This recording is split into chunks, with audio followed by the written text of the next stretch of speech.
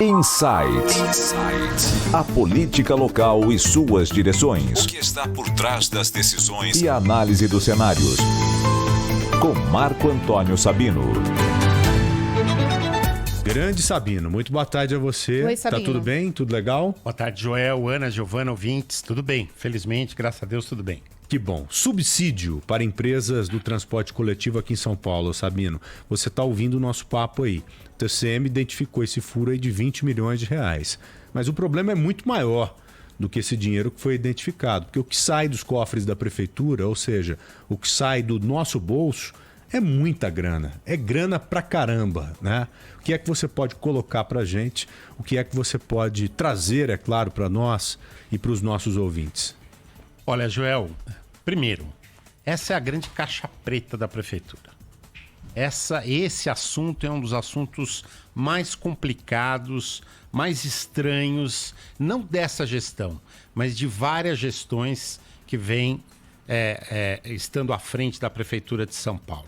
Ninguém tem coragem de mexer nesse assunto a fundo. A transparência é quase zero nesse assunto. O primeiro desafio que a gente podia fazer é o seguinte: não se toma mais decisão sobre esse assunto se não for em reunião aberta com a participação da população para poder acompanhar. Porque ninguém sabe ao certo como esse cálculo é feito. Aliás, às vezes eu tenho a impressão que o cálculo é tão complexo propositalmente, para ninguém entender. Para ninguém tentar entrar na parada. Para ninguém tentar entrar e entender como é que essas coisas são feitas. Segundo ponto, que fiscalização há? O própria Ana falou aí que o Tribunal de Contas do município aponta problemas na fiscalização do serviço. Ora, a prefeitura tem a obrigação de fiscalizar a qualidade do serviço. E eu não vou fazer nenhum comentário sobre qualidade de serviço, porque os nossos ouvintes fazem diariamente aqui pra gente. Diariamente. Durante a pandemia, a gente viu ônibus lotados no momento mais grave da pandemia. E além da qualidade, o serviço prestado. Esses 20 milhões de reais aí não foram devolvidos.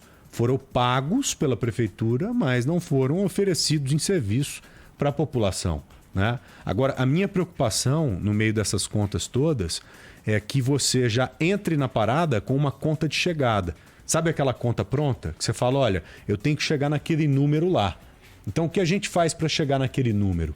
Aí você vai fazendo todas as coisas que têm que ser feitas para bater lá no final, sem necessariamente que as coisas sejam cumpridas para o povo no meio do caminho, como esses 20 milhões que não foram cumpridos, que não foram oferecidos para o povo de São Paulo. Aliás, as reuniões, eu insisto nisso, as reuniões em que esse assunto é decidido, as decisões sobre esse assunto são decididas, elas acontecem a portas fechadas. E quando eu falo portas fechadas, eu não estou exagerando, não. Portas fechadas mesmo, ninguém interrompe. Ninguém interrompe. Entendi. São longas reuniões ali, tensas muitas vezes, para se tomar esse tipo de decisão. Agora, só para encerrar de minha parte esse assunto, eu queria fazer uma observação sobre algo que eu estranho muito nisso. O Tribunal de Contas do município é um órgão auxiliar da Câmara Municipal por definição.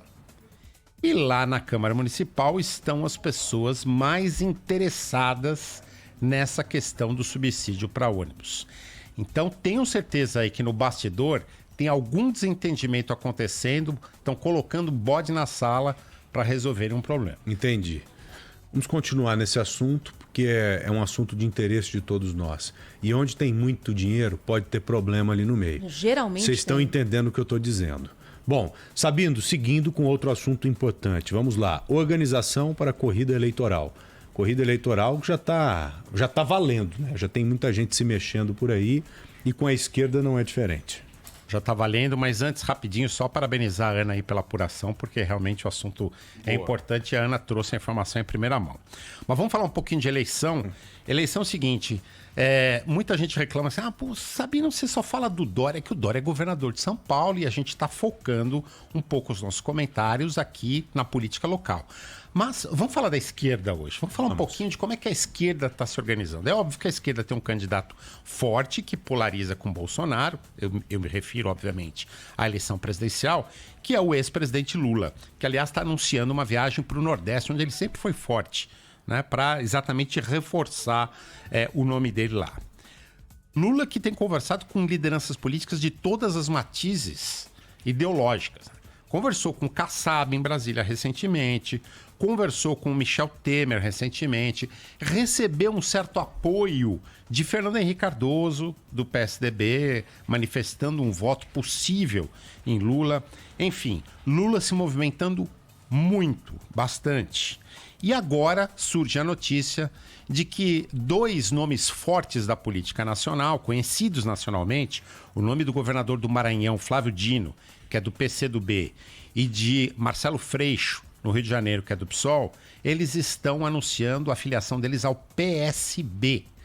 Então começa a surgir a informação de que o PSB poderia, de alguma forma, estar com Lula na eleição presidencial. O PSB que tem uma estrutura nacional eleitoral muito forte, de diretórios, o que fortaleceria muito uma candidatura do PT. O problema disso é ser uma candidatura 100% de esquerda, coisa que Lula, em princípio, não é muito simpático. Lula, inclusive, cogita, por exemplo, ter alguém do MDB como vice, apesar disso arrepiar alguns líderes do PT, como por exemplo a ex-presidente Dilma Rousseff, que se sente traída pelo MDB no caso do impeachment dela. Ou até Lula prefere ter um empresário como vice. Se falou muito no nome de Josué Gomes, filho do ex-vice de Lula, José Alencar, do empresário José Alencar. O problema é que Josué Gomes, nesse momento, é praticamente o novo presidente da Fiesp. Ele deve suceder Paulo Scaff como presidente da Fiesp. Então, uma articulação muito forte que passa por toda essa esquerda e resvala no centro ali, porque também nós temos Guilherme Boulos em São Paulo, que vai disputar voto com Fernando Haddad como candidato ao governo. Boulos também seria um outro nome, se a chapa for pura de esquerda, que poderia compor com Lula. O problema aí também é serem 2 pessoas de São Paulo. Então, tem vários nomes aí orbitando a candidatura Lula, e se apresentando como possíveis candidatos a vice numa campanha à presidência da República.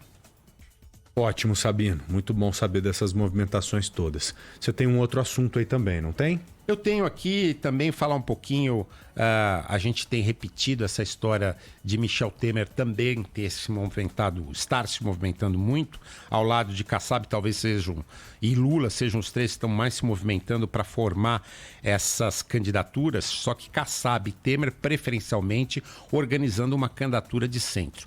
O que está cada vez mais claro é que surge dentro do PSDB de João Dória uma tendência a também não ter candidato próprio e indicar um candidato de centro, chegar num acordo ali com um candidato de centro. Hoje Tasso Gereissati nos jornais admite essa possibilidade, ele que é um pré-candidato do partido, e é uma tese que já vinha sendo defendida por Aécio Neves dentro do PSDB. Então agora já Tasso e Aécio Neves. Arthur Virgílio ainda não se manifestou, nem Eduardo Leite, até porque Eduardo Leite sempre é um nome guardado para uma possível vice, né, de algum candidato de centro. E João Dória bancando que é pré-candidato à presidência sim e que vai disputar as prévias. Então tem ali dentro do PSDB uma articulação toda que pode fazer com que o partido, depois de muito tempo, não saia com candidato à presidência da República. Olha. Legal, então. Sabino, muito obrigado, viu? Uma boa semana para você, meu querido. Obrigado, Sabino. Obrigado, boa semana para nós. Para nós. Para nós.